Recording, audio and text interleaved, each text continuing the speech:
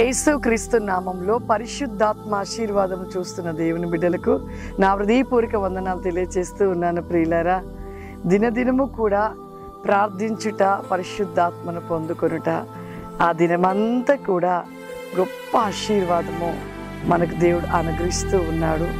ఈ దినము వాగ్దానముగా, వాక్కుగా మరి పరిశుద్ధ లేఖనం నుండి వాక్యాన్ని ధ్యానిద్దాము. యోబు గ్రంథము 1వ అధ్యాయము 10వ వచనం చూసుకుందాము.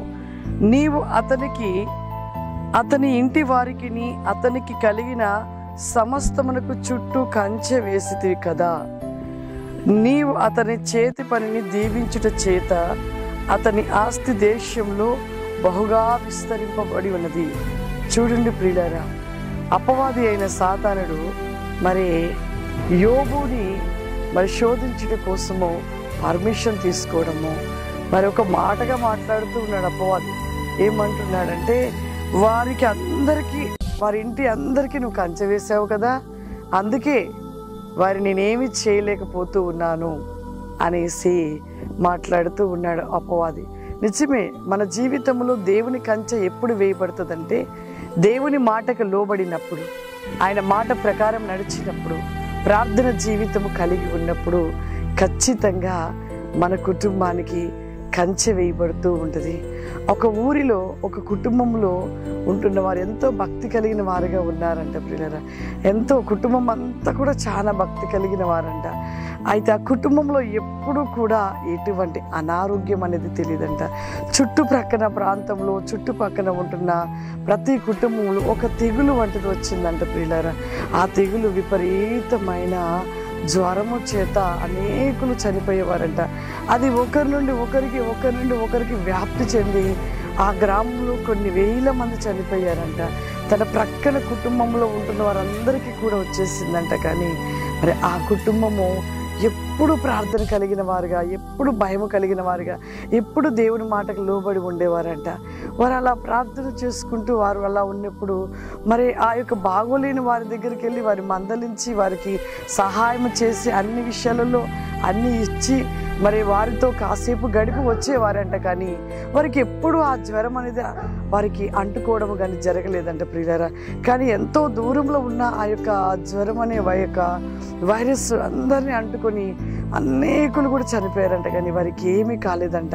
అప్పుడు ఆ ప్రక్కన ఉంటున్న, ఆ కుటుంబంలో ఉంటున్న ఆ సహోదరి ఆ యొక్క సహోదరిని అడిగిందంట, ఏంటి మా దగ్గరకు వచ్చి మేము ఎంతో అనారోగ్య స్థితిలో ఉన్నప్పుడు మమ్మల్ని మందలించి, పలకరించి మాకు అన్నీ సహాయం చేశారు, మరి ఎక్కడెక్కడో వారికి ఆ వైరస్ అంటే చనిపోతున్నారు, అసలు మీకు ఆ వైరస్ అంటుకోవడం కానీ, ఆ వైరస్ ముట్టుకోవడం కానీ, అసలు దానివల్ల మీకు ఎటువంటి హాని కూడా జరిగించబడకుండా ఎలా ఉండగలుగుతున్నారు, అసలు మీరు ఏ మెడిసిన్ వాడుతున్నారు అనేసి మరి ఆమె అడగడం జరిగిందంట ప్రియులారా. అడిగినప్పుడు ఆమె ఒకే ఒక మాట చెప్పిందంట, మాకు మెడిసిన్ అంటూ ఉన్నది మా ప్రభువే మాకు మెడిసిను. మేము ప్రతి దినము కూడా మరి దేవునితో ఉంటూ, ఆయన మాటకు లోబడుతూ, ఆయన మాట ప్రకారము నడుస్తూ దినదినము అధికమైన ప్రార్థన కలిగిన వారుగా ఉంటాము. మా ప్రభువే మాకు మెడిసిను అని చెప్తూ మరి ఆమెకు చెప్తున్నప్పుడు ఆమె కళ్ళల్లో నీళ్లు కారినాయి అంట ప్రియులారా. ఆమె వెంటనే వెళ్ళి ఆమె కూడా ప్రార్థన చేయడం మొదలుపెట్టిందంట. ఆమె అలా ప్రార్థన చేస్తున్నప్పుడు ఒక కంచె కుటుంబము చుట్టూ వేయబడినట్లుగా ఆమెకి దేవుడు చూపించాడంట. ఆమె చాలా సంతోషించిందంట ప్రియులారా. ఆమె వెంటనే పరిగెట్టుకుంటూ వచ్చి తనకు చెప్పిందంట, ఆమెకి మరి ఇదిగో మీ కుటుంబము చుట్టూ దేవుని కంచె బట్టి మీకు ఏ హాని జరగలేదు. నిజమే, మీ వంటి ప్రార్థన, మీ రీతిలో మేము కూడా నిలిచి ఉండాలి అని అనుకుంటున్నాము.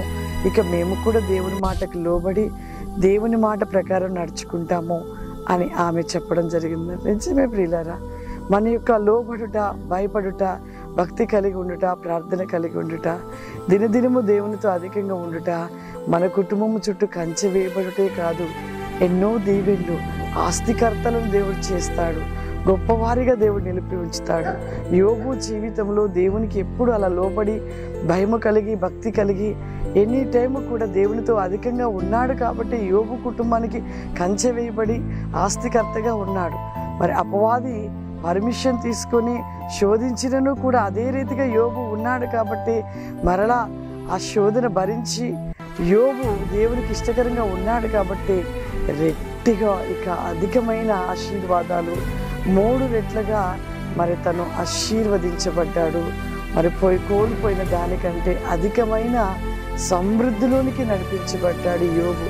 మన జీవితంలో కూడా ప్రతి క్షణము కూడా దేవునితో ఉండాలి, లోబడాలి, భయపడాలి, ప్రార్థించాలి. అలా ఉన్నట్లయితే ఎన్నో ఆశీర్వాదాలు పొందుకుంటాం. అందరి కళ్ళు మూసుకున్నట్లయితే ప్రార్థన చేసుకుందాం.